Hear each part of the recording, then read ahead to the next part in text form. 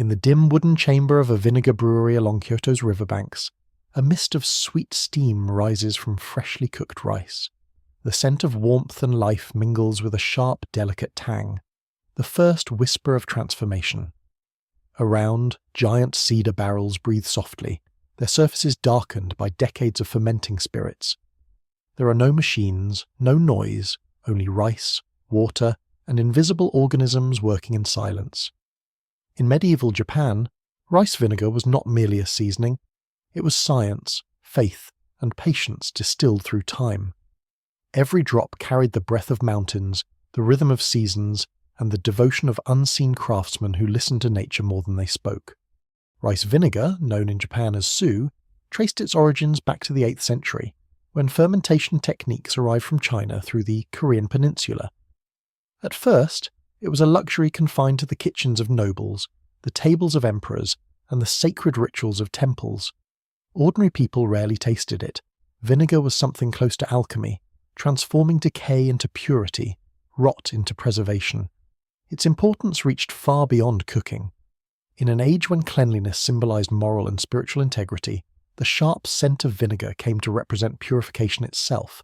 It cleansed fish, sanctified offerings, and preserved rice through humid summers when rot was constant. To priests of the Heian court, vinegar embodied balance, the harmony between yin and yang, between the sweetness of life and the bitterness that must accompany it. In scrolls and monastic records, it was even described as the sour breath of the earth. To make vinegar, therefore, was to collaborate with nature's quiet forces to guide them, gently, toward clarity. Everything began with rice, polished white grains glistening like pearls under torchlight. The quality of the rice defined the soul of the vinegar. Short-grain rice, rich in starch and subtly sweet, offered the best foundation. Then came koji, rice inoculated with Aspergillus oryzae, the sacred mold of Japan. To the medieval brewer, koji was alive, a living bridge between grain and flavor. It transformed starch into sugar, sweetness into potential. The koji master tended it like a monk cares for a garden, adjusting warmth and moisture by feel, never by formula. Water, drawn from pure mountain springs, completed the trinity. In Kyoto and Nara, brewers built their workshops beside soft-flowing streams, believing that only water blessed by the gods could awaken the spirit within the rice. When these three met, rice, water, and koji, the first step of magic began. The mixture was warm, fragrant, and humming with life.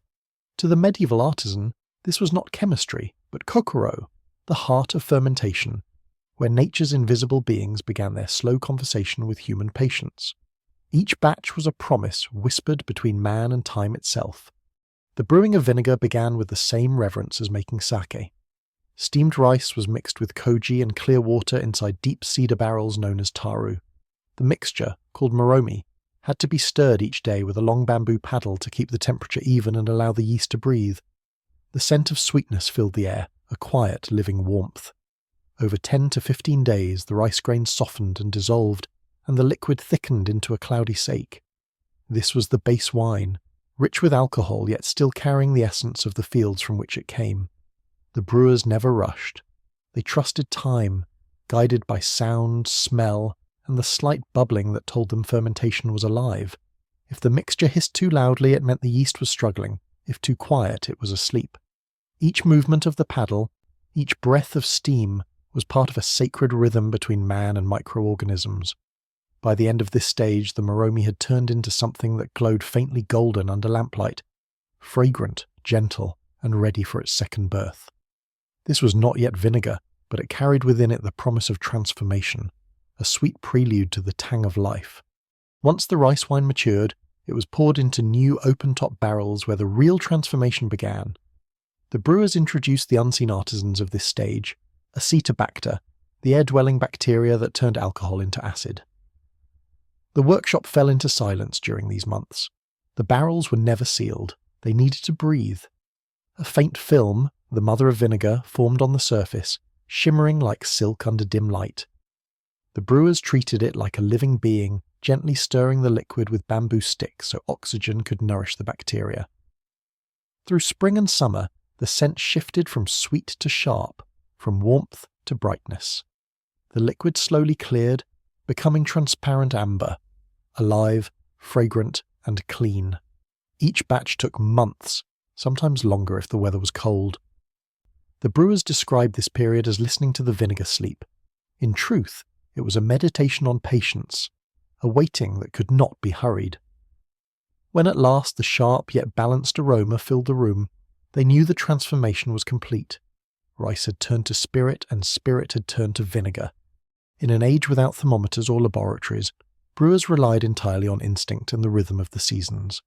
Temperature, humidity, and even wind direction determined whether a batch would flourish or fail. The ideal warmth for vinegar fermentation was between 18 and 25 degrees Celsius, mild enough for slow transformation, yet not so cool that the bacteria would fall dormant. Spring was for brewing's sake, summer was for birthing vinegar.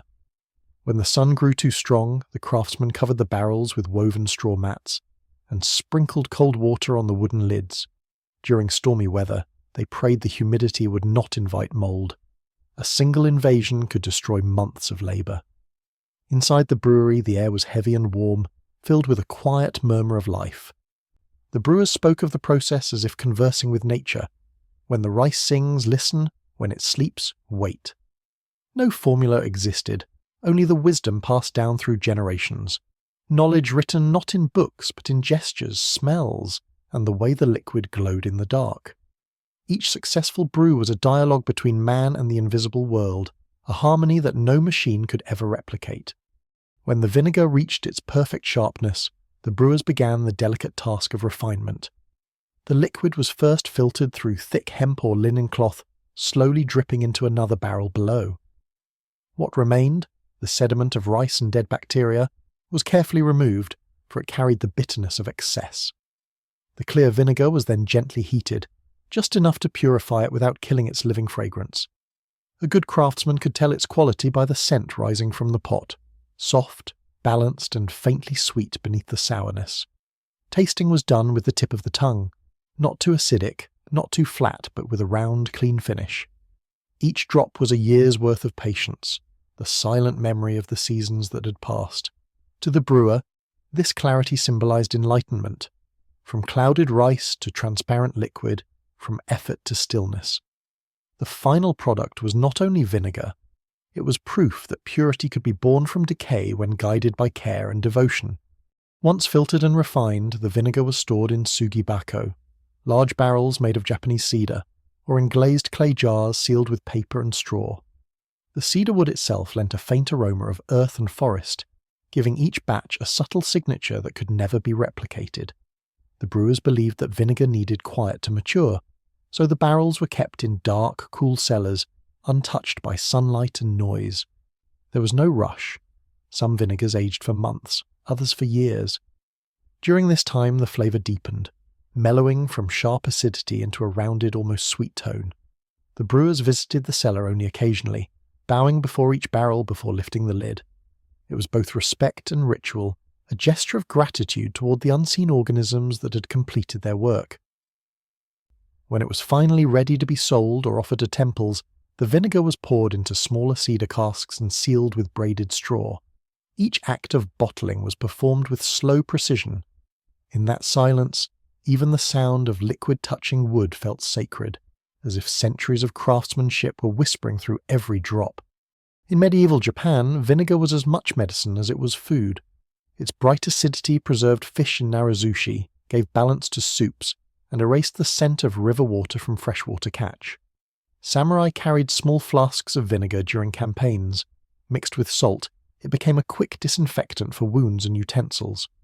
Monks and court physicians prescribed vinegar to cool fevers, ease digestion, and cleanse the spirit. A few drops in water were believed to restore the balance of seasons within the body. In kitchens across Heian and Kamakura, Japan, the sour aroma became a quiet companion to rice and miso. Vinegar turned humble meals into refined ones, its chaste clarity matching the aesthetic of wabi-sabi, beauty found in simplicity and imperfection. To the people, vinegar symbolized purification, of the body, of food, of space. Its sharpness awakened the senses, its lightness reflected restraint. A single drop could transform a dish, not by overpowering it, but by reminding the eater that life's flavour too is born from transformation. Across the provinces of medieval Japan, each village had its own suya, a vinegar house, often attached to a sake brewery. These were humble workshops, their walls darkened by years of steam and acid. Inside, generations of craftsmen carried out the same silent labour, watching, stirring, waiting. The secrets of fermentation were never written down. Fathers taught sons by gesture, timing, and the faint scent that separated success from ruin. These artisans spoke little, for they believed vinegar could hear. To them, noise frightened the microorganisms, patience nurtured them. Though their names rarely appeared in chronicles, they were respected as those who speak the language of time. Merchants and monks sought their vinegar for its purity, knowing that no two barrels were ever the same. The best brewers could sense a change in weather through the flavour of the fermenting liquid. A cloudier taste meant rain was coming. A bright tang hinted at sunshine. They were anonymous alchemists, turning rice and water into gold for the tongue, and while emperors and lords feasted, these men stood in the shadows, content to let their work speak in silence. Every drop of vinegar bore their devotion, invisible, humble, yet eternal. From a grain of rice to a drop of crystal-clear vinegar, the journey of fermentation mirrored the human spirit itself. It was a process of transformation, from sweetness to sharpness, from warmth to clarity, from life to preservation. There were no shortcuts. The brewer's hands moved with rhythm, guided by trust in time. They knew that all things, whether food or soul, must decay before they can be reborn. Vinegar, in its quiet churning, taught them the virtue of patience and the sanctity of imperfection. In medieval Japan, to make vinegar was to practice mindfulness long before the word existed. It united the visible and the invisible, human craft and natural will. Every barrel whispered a simple truth, that purity is not found in avoiding change but in embracing it.